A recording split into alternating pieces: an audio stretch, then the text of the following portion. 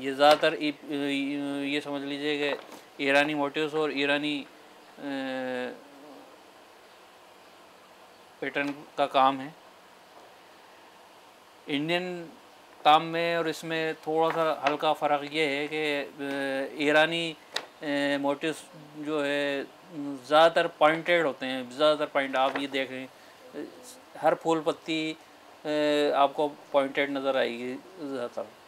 तो मुग़ल काम से मिलता जुलता ही काम है ये, ज़्यादातर मुग़ल काम भी इसी तरह का होता है।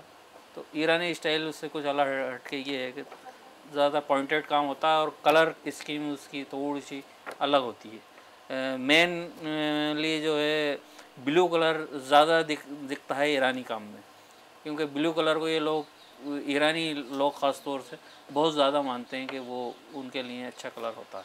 इंडियन मोटिव्स में ये समझिए कि अपने साथ साथ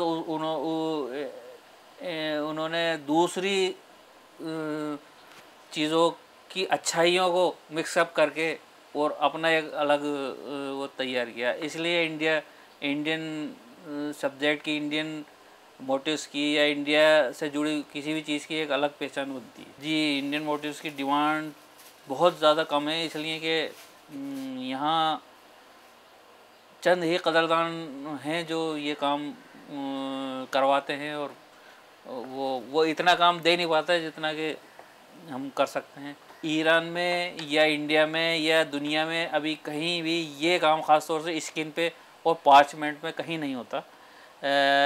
ये काम यहाँ टोंक में, इंडिया में पहली बार मैंने ही शुरू करा है। हैदराबाद में तो ख़त कूफ़ी में पूरा कलाम पाक जो है म्यूज़ियम में रखा हुआ है, और वो देख के मैं बड़ा उसी को देखने के बाद मेरे दिमाग में ये आइडिया आया क्यों ना इस पे काम शुरू किया जाए। तो लिहाजा मैंने इसकी खोजबीन शुरू करी कि ये चीज़ यहाँ कहाँ मिलती है। कई जगह छानबीन करने के बाद फिर मुझे पता चला कि कानपुर, आगरा, कलकत्ता जो है इसकी मंडी है। तो मैं वहाँ गया, वहाँ मालूमात करी, और उसके बाद फिर आगरा से मुझे पहली बार ये चीज़ें मुहैया हुई। आगरा से मैं ला के मैंने इन पर काम करना शुरू करा। तो शुरू दिक्कत ये हुई कि इस पर कलर ठहर नहीं रहे थे, क्योंकि इसके बेस चिकना होता है, बिल्कुल आयलिश होता है बिल्कुल। तो इस पर कोई कलर नहीं ठहरा, किसी तरह का कोई वो नहीं हो रहा।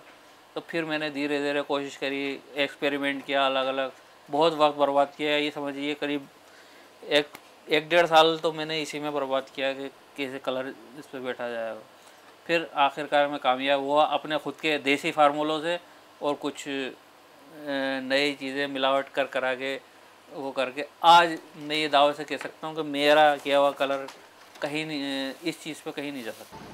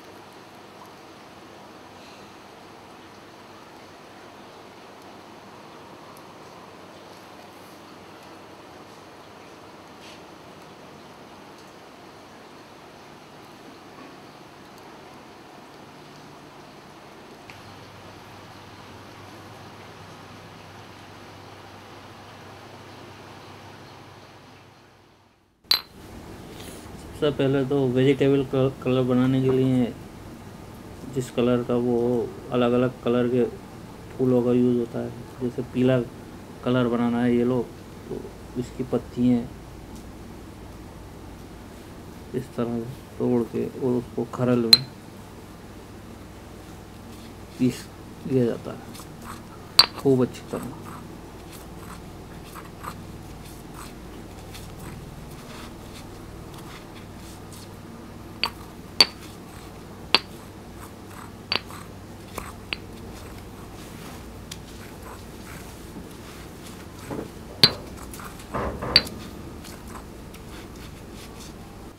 शुरू में ये सारे ओरिजिनल कलर ही यूज़ करता था मैं, मगर फिर टाइम की किल्लत की वजह से फिर बाज़ार में मिलने वाले कलरों को ही इस्तेमाल करने लगा।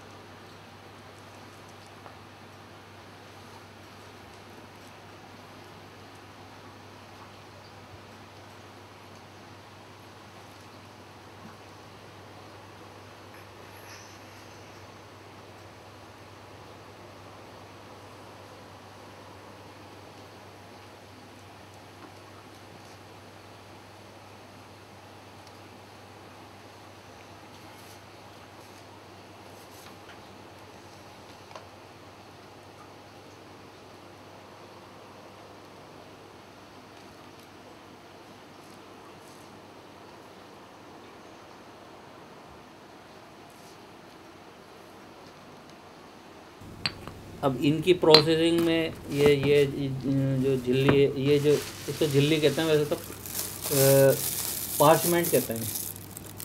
पुराने ज़माने में जब 1400 साल पहले हज़रत मोहम्मद के ज़माने में जब कागज़ की और कपड़े की इजाद नहीं हुई थी, तो उस वक्त पे स्क्रिप्ट जब कोई और चीज़ नहीं थी तो स्क्रिप्ट इस चीज़ पे लिखी जाती। सबसे पहले ऊँट की खाल पे, जैसे ये भेड़ की खाल देख रहे हैं आप, इसी तरह की ऊँट की खाल होती थी, इससे कुछ मोटी, जैसे वो देख रहे हैं आप, वो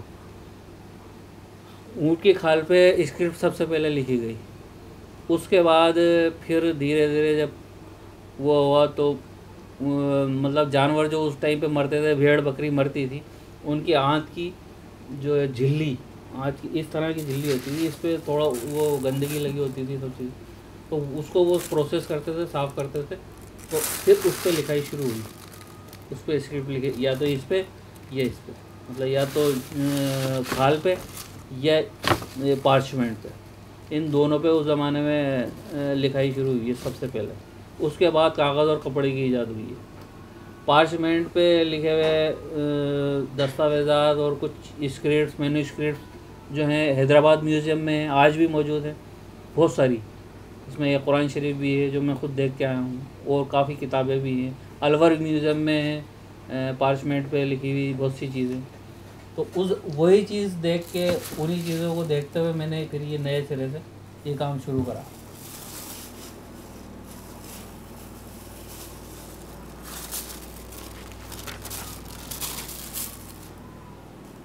अब इन्हीं में अभी फ़िलहाल इसकी ट्रेसिंग हुई है, अब इस पर डिज़ाइनिंग का काम शुरू होगा। ये एक पूरी किताब बन रही है। इसमें स्क्रिप्ट आपको अलग अलग नज़र आ रही है, मतलब स्क्रिप्ट के स्टाइल आपको अलग अलग नज़र आ रहे हैं, मगर सिर्फ ये एक ही स्क्रिप्ट है। पूरे ये 35-36 पेजेस हैं, स्क्रिप्ट बिल्कुल एक ही है। इसमें लिखा हुआ है सल्लल्लाहु अलैहि व आले मोहम्मद, मतलब दरूद शरीफ ये इसका वो है। तो एक ही स्क्रिप्ट है मगर स्टाइल अलग अलग है। ये देख लीजिए, ये 111-121 तरह अलग अलग ये बन के किताब बनेगी पूरी। अभी 35-36 हुए।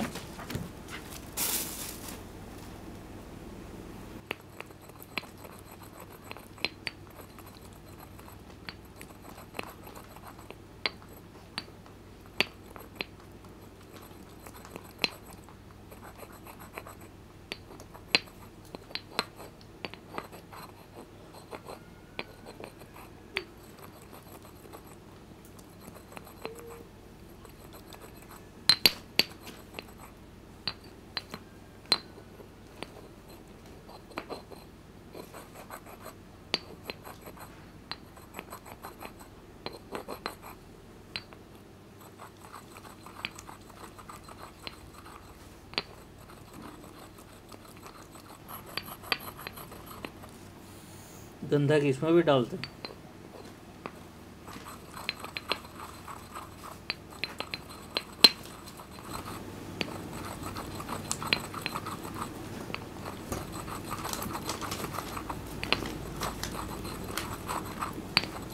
अब इसके अलावा स्टोन कलर बनते हैं।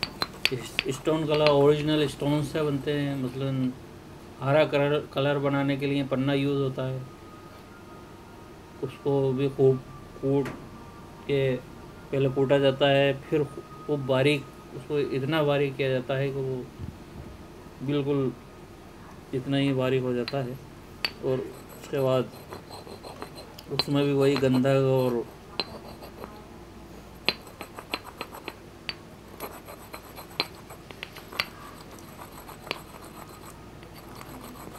वही गंधक मिलाई जाती है, वही सब चीज़ें होती हैं। गोंद जो है उसमें उबाल के, अच्छी तरह से उबाल के बबूल का गोंद जो है मिला के फिर वो किया जाता है। मगर उसका प्रोसेसर बहुत ज़्यादा लंबा है स्टोन कलर का, इसलिए बहुत ज़्यादा महंगा भी होता है।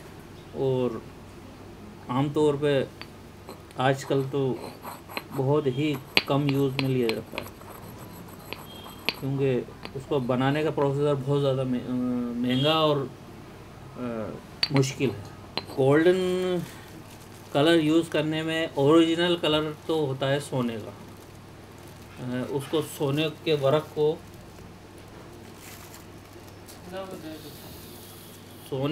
को हथेली से खींचते हैं।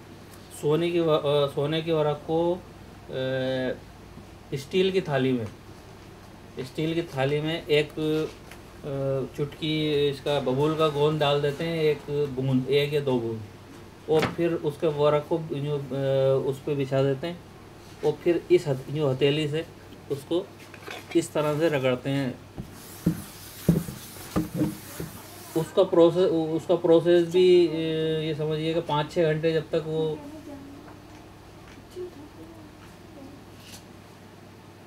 5-6 घंटे जब तक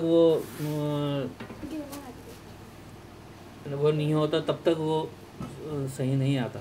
उसको भी 5-6 घंटे हथेली से यूँ रगड़ना पड़ता है।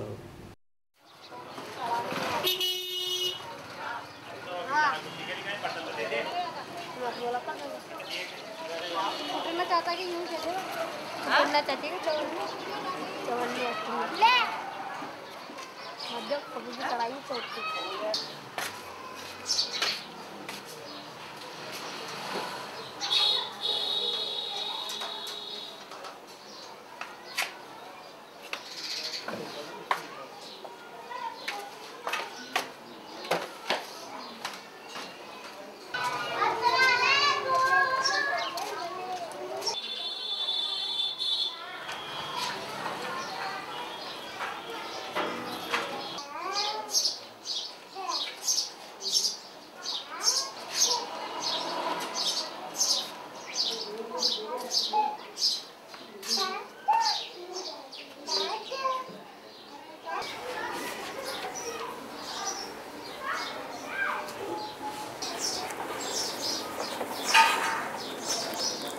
ये कुरान मजीद की एक सूरत है, सूरह फातिहा, जो ख़त सल्स में लिखी गई है। इसके साइडों में जो ये गोल्डन लाइन है, ये बिल्कुल ओरिजिनल गोल्ड है।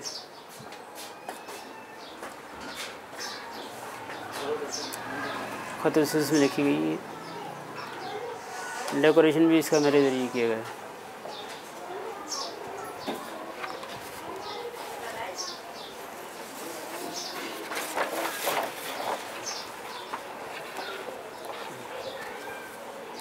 ये तोरा है, इसमें एक हमारे नबी मोहम्मद सल्लल्लाहु अलैहि वसल्लम के कहे हुए अल्फाज, जिसको हम हदीस शरीफ कहते हैं, वो लिखी हुई है।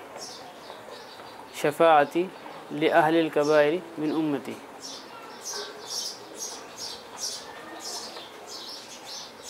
जितना भी गोल्डन काम है, ये बॉर्डर पर भी और अंदर भी, ये सब ओरिजिनल गोल्ड है।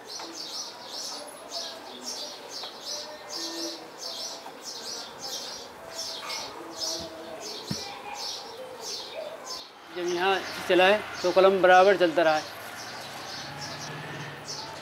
इस तरह कहीं कलम ने इससे नहीं किए, एक जगह रखने के बाद चला तो आखिर पर आकर ख़त्म हुआ। इस अंदाज से लिखा है इसको। शुरू यहाँ से अल्लाहु ला इलाहा इल्ला हुवल हय्युल क़य्यूम ला ताख़ुज़ुहु सनतुन वला नौमुन लहू मा फ़िस समावाति मा फ़िल अर्ज़ मन ज़ल्लज़ी यशफ़उ इंदहु इल्ला बिइज़्निही यअलमु मा बैना अयदीहिम व मा ख़ल्फ़हुम वला युहीतूना बिशैइन मिन इल्मिही इल्ला बिमा शाअ वसिअ कुर्सियुहु समावाति वल अर्ज़ वला यऊदुहु हिफ़्ज़ुहुमा हुवल अलिय्युल अज़ीम। बीच में एक दूसरी आयत लिखी हुई है फ़ल्लाहु खैरुन हाफ़िज़न व हुवा अरहमुर राहिमीन। ये खत दीवानी जली कहलाता है, ये खफ़ी कहलाता है।